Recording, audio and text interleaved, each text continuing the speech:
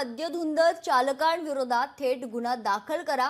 खरं सहपोलीस आयुक्त अनिल कुंभरे यांनी या संदर्भात सूचना दिलेल्या आहेत. गेल्या 2 दिवसात 22 मद्यधुंद चालकांविरोधात गुन्हा दाखल देखील करण्यात आलेला आहे.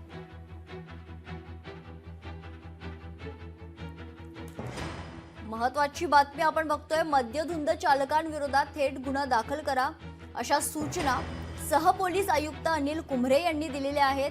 एवढंच नाही तर गेल्या 2 दिवसात जवळजवळ 22 मद्यधुंद चालकांविरोधात गुन्हा दाखल करण्यात आलाय.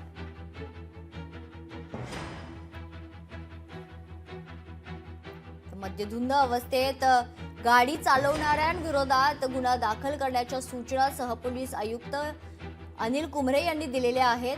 आणि गेल्या काही दिवसात 22 मद्यधुंद चालकांविरोधात गुन्हा दाखल देखील करण्यात आला. या संदर्भात अधिक माहिती जाणून घेऊयात. आमचे प्रतिनिधी स्वप्नील जाधव आपल्यासोबत जोडले गेले. स्वप्नील, काय अधिकची माहिती आहे? सहपोलीस आयुक्त अनिल कुंभरे यांच्या नवीन सूचना आता समोर आल्यात. एक प्रकारे तळीरामांना झटका देण्याचं काम मुंबई वाहतूक विभागाकडून करण्यात आलेलं आहे.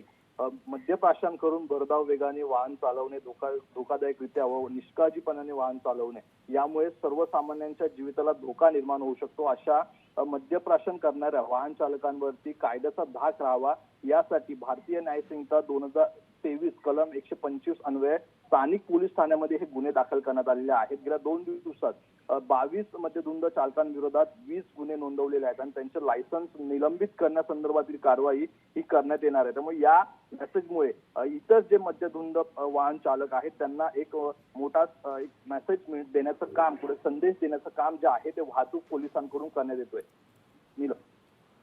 निश्चित. धन्यवाद स्वप्नील, आपण दिलेल्या सविस्तर माहितीसाठी.